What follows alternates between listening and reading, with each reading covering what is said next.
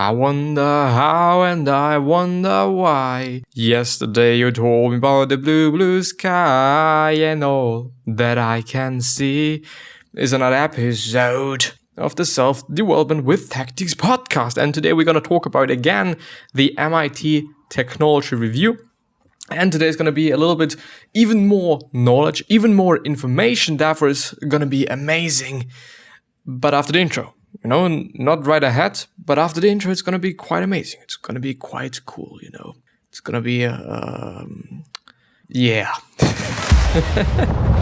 And as you can see, back to the roots, once again having a handkerchief. However, it is actually pronounced, I never ever know that, on my microphone. Because I don't know where whatever it is called, my little fucking dirty piece of clothing is. I don't actually know, but I think it is fine as well. It might even be way better. Maybe I'm actually going to go back to these roots.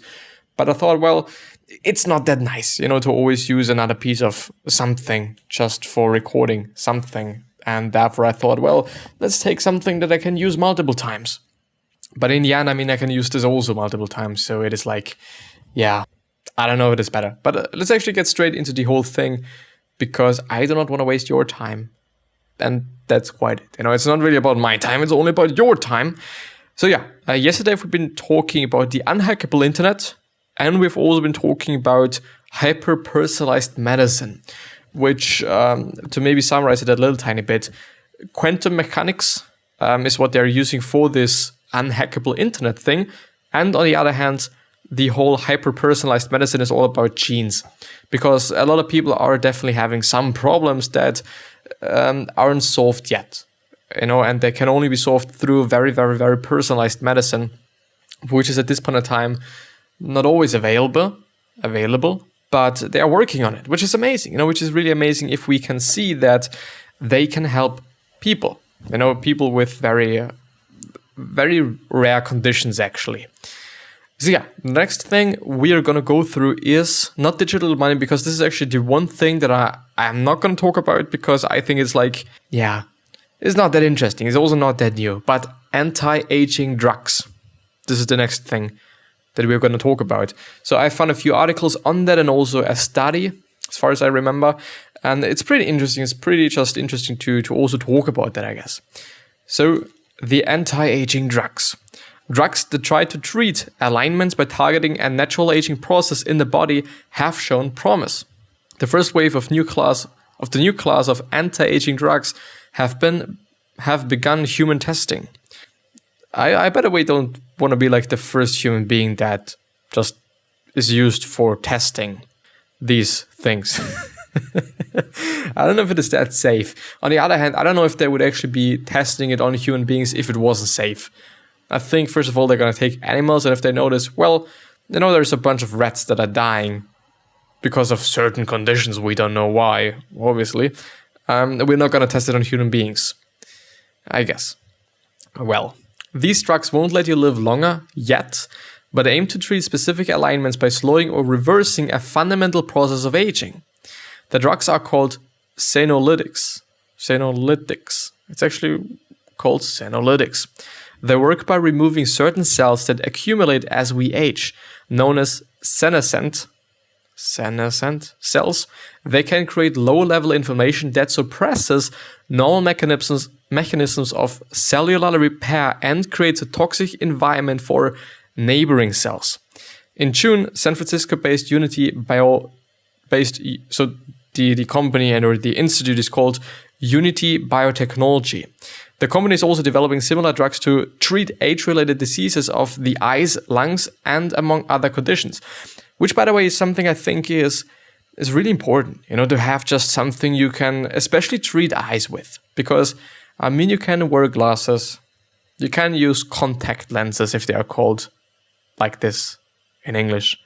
I don't know yet, but I'm gonna find out, I think. Maybe after the episode. Well, I'm actually never ever gonna find out because because I'm not actually gonna look it up, I guess, at least.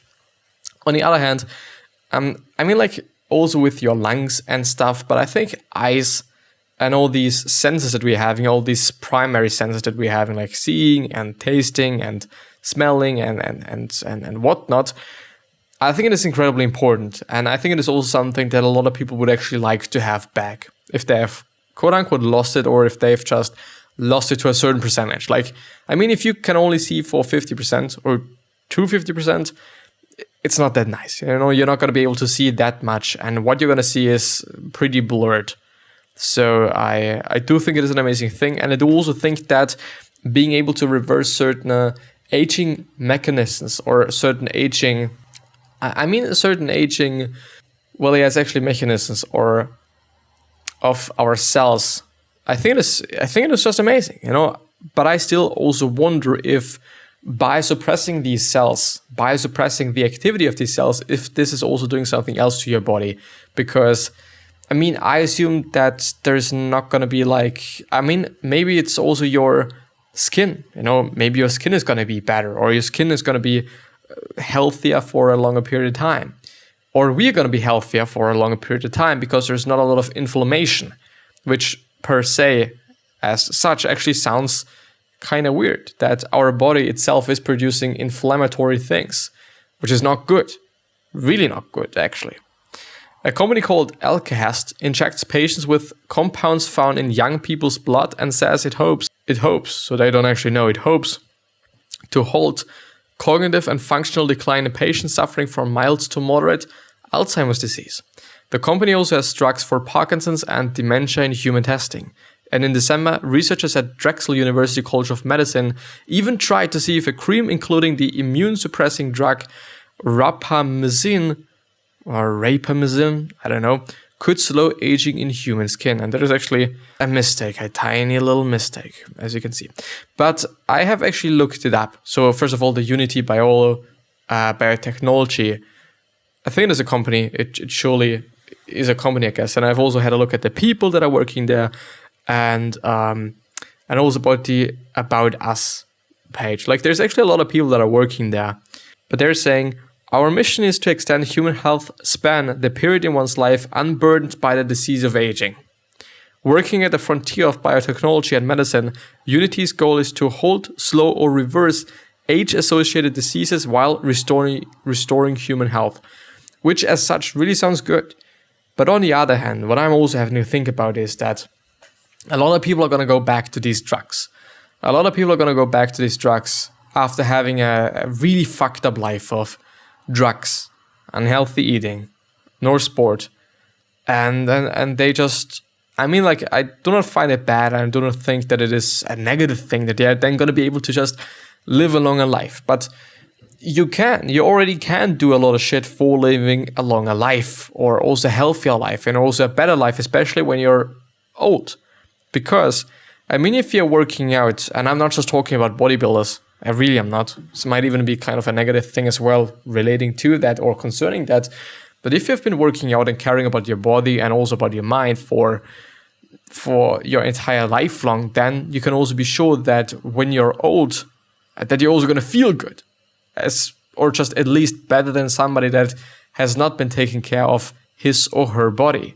And this is then something like, I mean, we can do something about it. You know, but people are too lazy, and I also truly understand that people are going to go back to these drugs and they're going to take it because this is what we do, because we are fucking convenient, you know, and we like to just take pills and take shakes to lose weight or to reverse aging. But I find it's an amazing thing, especially for literally what's it called? Age-related diseases, especially when I think about eyes, as I said. And also about other stuff. You know, there's a lot of things that we are getting through or because of aging and whatnot. Maybe we are then also going to be able to just have no black hair. Well, actually gray hair or white hair. If this is something that you are just really, I don't know, looking forward to, or if this is something that's important to you. But I don't know if it is this. No, it's not that one. But I've also looked up, is it a drug? I don't know, but it is a thing that they're using for doing so, which is metformin. And the Wikipedia page says that metformin, marketed under the trade name glucophage or fogage, it is glucophage, well, whatever, it is GLUZOPHAGE,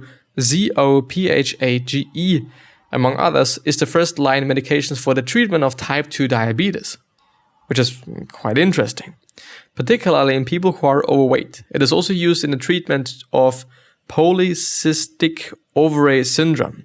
It is not associated with weight gain. It is taken by mouth. Metformin is generally well tolerated. Common side effects include diarrhea, nausea, and abdominal pain. It has a low risk of causing low blood sugar, which is actually not bad for a type 2 diabetes person, because diabetes, as far as I know, is because you're having for a long period of time or for lifelong had a really high blood sugar level. As far as I know, like I do just only know that people with diabetes do just have to really care about their blood sugar level so that it should not be too high. And well, yeah, then it just makes sense that it is suppressing that, but it just, of course, also makes sense that if you're quote unquote normal, if you're not having any diseases, that it's not gonna be that good, I guess, if you're having really low blood sugar levels. But I don't know. I really don't. And there is the study that I found. The objective was, the purpose of the study is to explore pharmacological discoveries which may help to the delay or improvement of the aging process. More specifically, the authors focus on the 3 anti-aging drugs candidates, which is metformin, which is the one that we talked about, then rapamycin, and resveratrol, and one anti-aging component, which is NAD+ precursors, whose randomized controlled trials on animals have appeared to provide some efficacy in this respect, and they seem to be promising in the aging process of human beings. So, which is actually pretty interesting, to also try it out and to actually then see that it is working. Like, first of all, it must really feel good, and it must really feel amazing that you're able to do something like it, and that we're actually able to do that. I mean, let's think about it, and let's actually also talk about it. Like, we are able to manipulate the aging of a person, something that's been normal for all the time up to now, basically. And now it is like, well, let's just reverse that, or let's just hold that a little bit, or reverse that a little tiny bit, to just extend our lifespan, and or just extend the lifespan that we're having without any problems. And I think it is amazing. The question now, at least also that I'm thinking about, is, should you then take this quote unquote drug, I guess it is a drug, for your whole life long, or should you only take it when you're just getting older and older and older, and when it just starts to really do something, and what the side effects of this are? I mean, if you're not having any inflammatory things in your body, if there is not a lot of maybe even cells broken up, if you're then just unable to basically exchange new cells and then old cells, or old cells with new cells. I don't know if there are some problems. There could be, but the results of the study indicates that promising anti-aging candidates seem to be metformin, especially as far as the cardiovascular or cancer mortality is concerned. Well, and NAD+ precursors, since they appear to promote better organ function, increases physical resistance, disease resistance, and prolong life expectancy. So it is actually doing something, which is cool, which is really cool. And this is actually the articles, and I'm also going to link them down, and these are also going to be in the free PDF, which is a summary of this episode, down in the description. Check it out. There's probably also going to be the rest of everything that I've highlighted from the MIT article, because I'm not going to just choose this one separately. I'm probably going to just take everything and do it in this PDF, but additionally with the article of the study and also the biotechnology thing, probably, and also the metformin Wikipedia article as such as well. Why it matters. The anti-aging drugs. A number of different diseases, including cancer, heart disease, and dementia, could potentially be treated by slowing aging. Good. And I do have to say, we are thinking about extending our lifespan. We are thinking about reversing aging. The problem, and this is something that I've gotten from Tim Ferriss, is that we didn't even figure out yet how to cure cancer. And also other things. Like there's a lot of things that we haven't been able to cure up to this point. And now let's think about it. Like if we are not able to do that, how should we then be able to, and I'm not trying to be negative, but how should we then be able to reverse aging? I mean, maybe as they say, maybe it is correlated, or maybe it is actually a causation that by slowing aging that you're also going to be able to treat cancer in some ways. It just also kind of makes sense, to be honest. The key players are Unity Biotechnology. I can't fucking read like this. Yeah. Alcahest, Mayo Clinic, Oisen Biotechnologies, and Siva Therapeutics. And the availability is going to be in less than 5 years, which is really interesting. Like there's going to be such a lot of change in the next 10 years, 20 years, 30 years. And I do even wonder what it must be like for somebody that is like 80 years old right now. Like we are having phones that are fucking huge and with a body display to body ratio, if this is called like that, I don't really remember, of like, I don't know, 90% display or display to body or display to phone size. Like 90% display with just a little tiny punch hole for the fucking camera. Then under display fucking just fingerprint sensors. Like it is insane. It is insane what we've been able to accumulate, if you want to call it accumulate. But it's really insane what we've been able to do and what we've been able to develop. Like cameras, phone, fucking 6 cameras or 5 cameras or maybe even 8, I think. I think there's actually... So I think this is working right now, I guess. I hope. As you might notice, the audio quality is a tiny bit worse than normally just in the later part of the video. I'm very sorry for that. I've just been playing, as you even can see in the video. I'm just doing something with my phone and then I just accidentally either just tapped on something or I've pulled out the cable. Could also be the case. I don't really know, but I'm very sorry for that. So I apologize. I hope that you're gonna find the video interesting anyway. But yeah, just to let you know that I know. Yes. I'll see you. Is there a Nokia phone? I guess there was, but it wasn't particularly good as far as I remember. But like, we have been just so good. I don't know if it is like, well, probably, but I don't know if this is or has been also the case in the previous years. If it is like, they have been able to just make flat TVs, and this was basically the exact same thing as for us it is having 16K TVs right now. Like just this step from, okay, we're having this really old fucking shitty TVs to LED, then to OLED, if this is like just the same step or the same, well, they're actually the same, it's not width, but same length of a step, basically. If you know what I'm referring to, I know. But yeah, I mean, like, especially only concerning and thinking about smartphones, like we have been developing so fucking crazy new things. And yeah, we can also talk about this very shortly, which is the AI-discovered molecules.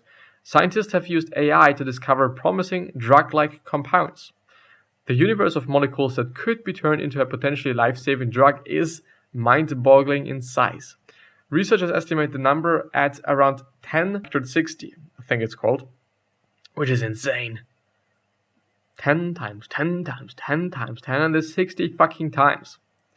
That's more than all the atoms in the solar system, offering virtually unlimited chemical possibilities if only chemists could find the worthwhile ones. And therefore they're using machine learning. Now, machine learning tools can explore large databases of existing molecules and their priorities or properties using the information to generate new possibilities. In September, a team of researchers at Hong Kong-based in silico medicine and the University of Toronto took a convincing step toward showing that the strategy works by synthesizing several drug candidates found by AI algorithms, which is amazing. Like, there's going to be a lot of medicine, I guess, a lot of change in the medicine market. Why it matters. Commercializing a new drug costs around $2.5 billion on average. One reason is the difficulty of finding promising molecules. I see. The key players are in silico medicine, Keybotics, Atomwise, University of Toronto, Benevolent AI and Vector Institute, and the availability is going to be in 3 to 5 years. So in quite a short period of time. But yeah, this is gonna be the end of the video, and I really hope that you've liked it. I really hope that you've enjoyed it. I really hope that you've learned something. And yeah, I'll see you in the next episode featuring the MIT technology review. I mean, you could also go through it on your own, but I'm surely, I guess, gonna find some new articles or gonna find some additional articles that I am gonna then talk about as well, because like what I've seen there, and it is inspired by Seth Godin. Now once again, he's connecting dots, and I'm also trying to connect dots. The dots between, okay, this is AI, and what does AI as well do, and who came up with AI, and what major players are in AI. Why should we be concerned about AI? And all these questions, I could pack that into one episode. And this is amazing. I don't know if this is something that you would be doing on your private or in your leisure time, but I could. And you can then just watch it or listen to it, or even read it, which is the most amazing part. Like, you can do whatever with it. It's amazing. It's super duper great. But yeah, anyway, I wish you the best health, happiness, and all success, and also hope that you're going to remind yourself when you're going to be remembered, which basically means your legacy, and basically means just being a nice person and then being remembered as a nice person. Well, 3 other questions that I'm having for you are: why are you here? What are you trying to change? And what is bothering you the most? And these 3 questions are hopefully going to show you your purpose and maybe even a business idea. Yeah. I'm hopefully going to see you the next time. So bye. Bye, bye, bye. Ciao, kakao, as we say in Austria. Well, we actually do not, but ciao, kakao. And I'll see you the next time. I do just want to remember what Arnold Schwarzenegger actually said, but I don't remember. Hasta la vista, baby. Should this be my new... Is this actually copyrighted? I do wonder, and I also do wonder if the first bit of the video is also going to be copyright striked or warned or whatever because of lemon tree. Yeah, it's called lemon tree. Anyway, I'm going to see you the next time.